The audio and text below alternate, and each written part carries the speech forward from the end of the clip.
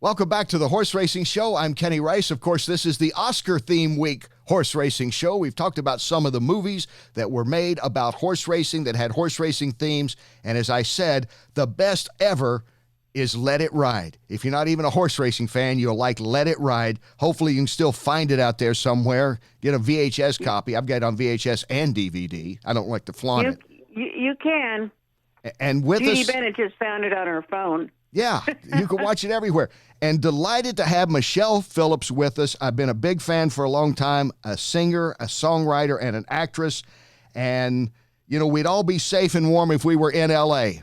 I'm paraphrasing one of the great lines, obviously, California Dreamin', that Michelle co-wrote, and she is a co-star in the movie. And you'd be right, because, you know, it's about 68 degrees in Los Angeles right now. And the sun is shining, and it's blue skies, and that's why we live here. It's the perfect day to go to the track. Yeah, and you've been going to the track, I understand, since your dad was taking you as a little kid growing up in Los Angeles and in Mexico City, I believe. Mexico City, actually. Yeah.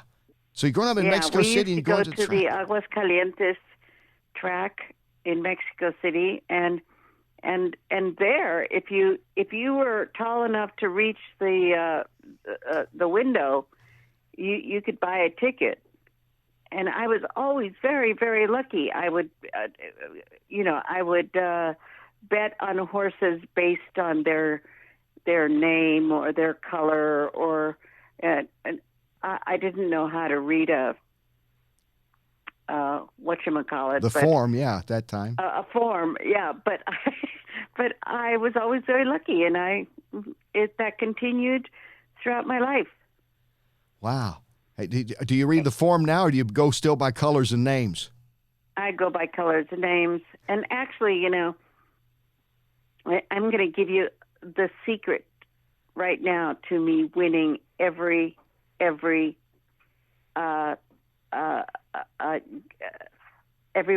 Okay. I need that. I buy a win ticket on every horse. And people are so impressed with my abilities. They're always asking me for tips, and I say, well, you know, I don't want to give you bad information. You know, it's really just such what you sense. And then the whatever horse comes in, I'm jumping up and down and saying, "That a girl, that a girl." You know, the people that are listening to this, Michelle, you just blown your cover. I know.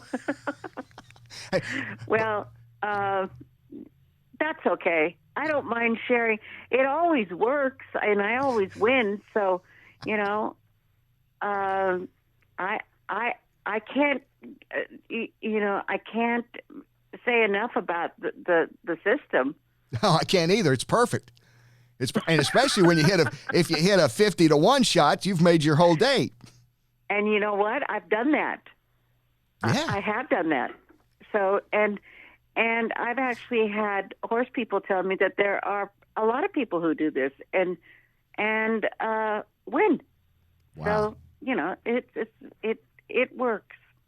But, you know, I remember the day that I got a call from David Geiler, who was the producer of Let It Ride, and wanted to know if I'd come in and read for the part of Richard Dreyfuss's wife. And so I said, yeah, and I got there, and they said, look, we have to make a confession to you. We've already made an offer to Terry Garr, but she hasn't given us an answer. And, you know, if she decides to do it, we're going to have to give it to her. I said, well, that's fair enough, you know. So I read well for it, but Terry Garr took the part. So, and you went to Hong Kong. And then I went to Hong Kong to do another picture. And while I was there, I got another call from Geiler, the producer, who said, look, you know, Terry took the part, and she's going to do it. But you have to turn it off. And so you became Mrs. Davis in the movie. So then they said, but we're writing a part for you. Will you do it? And I said, whatever you write for me, I'll do.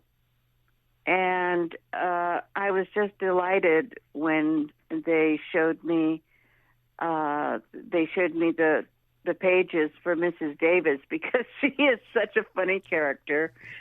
And I had not done any comedy at this point. And I had worked with Richard Dreyfuss before on Dillinger, and so my scenes were all with Richard Dreyfuss, and I just said to him, "Listen, I want you to give me a line reading for everything that I do." Now, I'm sure you know what a line reading is. Yes. How would you do it? And so he said, "You won't be offended if I give you a line reading?" And I said, "No, I'll pay you if you want me." So we had the most wonderful time. We filmed the whole movie at Hialeah, and Hialeah is outside of Miami. Yeah, beautiful old track years ago. Yeah, I don't think it's there anymore. Now they tried to reopen it and things. They've gone back and forth, but no, that day is long gone. Sadly, because that was like, I never made it to that track, but it was beautiful. That's what I've heard. There was a lake in the middle of the track, and it housed a flock of flamingos that apparently were on their way from Peru to Canada, and when Hialeah opened, they came on down and saw the lake, and they never left. Wow. We're talking with Michelle. Michelle Phillips is with us, and great to have you. One of the co-stars of Let It Ride, and you're talking about line reading with Richard Dreyfuss. And one of the great movie lines, in my opinion, is when Richard Dreyfuss looks at you in the clubhouse and says, "Can I buy you a drink?" And I say, "I don't see why not. I'm on the pill." Yes. I love that line. No matter how many times and thank you for letting me. This would be my only acting chance right there, Michelle. Thank you for letting me jump in there, and I got to run a line with you. Thank you. Well, you're very welcome. What's made Let It Ride, you think, such a fun movie? And again, you know about race horses. You've been going the track since you were a little girl. You still go to the track out there in Southern Cal. Why do you think that movie has endured for so many of us now? Gosh, almost 20 years ago that movie was made. Yeah, right around 20 years ago. Yeah, more, actually. But it was made in 89. So, yeah. 80, 90, 100, 30 years ago. Good grace, it doesn't. See, that's how vivid I remember so many of the things. You know, like Walking Tall Trotter, as they say to Jay Trotter is the guy, I think people have seen it by now, Richard Dreyfuss character. He puts the money in his shoe when he wins all this money. And my friends still say that. In the rare days that we actually win a few $100 at the track, we'll say that, Walking Tall Trotter. I mean, or, I'm having a very good day. I mean, there's wonderful lines in that movie. And was it a fun movie to make? It's a fun movie to watch even to this day. Yeah, well, that's that's a movie with legs, and it's just a fun movie.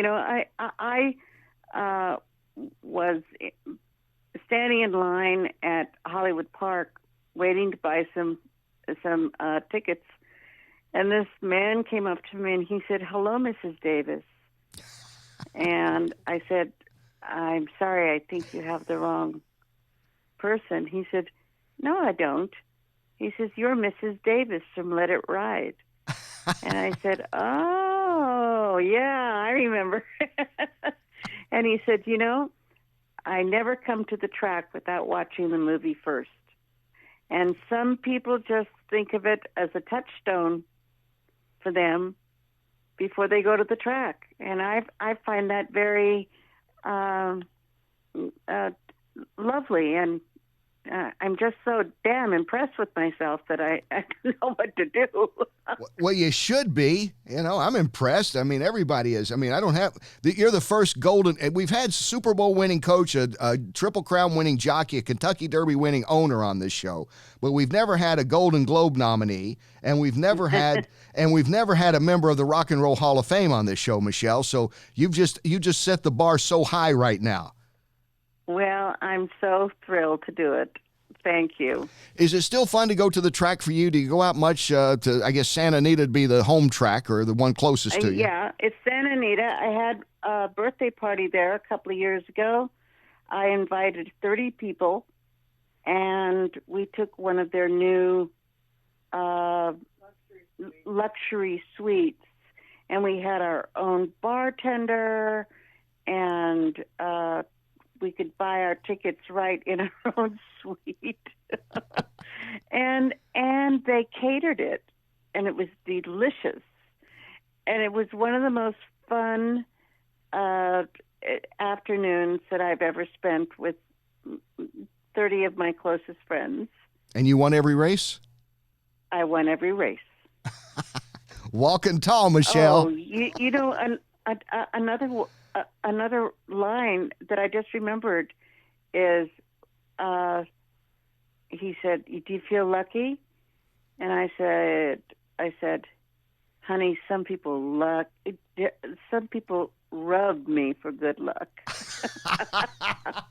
Yes, I remember that one as well. Yeah, I don't know. You just reminded me of it. It's a great line. Oh, there's just classics all the way through it. I because you read about these movies, and obviously, you've, in addition to the singer and songwriter, your actor's career, and Knots Landing, and Dillinger, the Golden Globe nomination you got, and all the movies around that.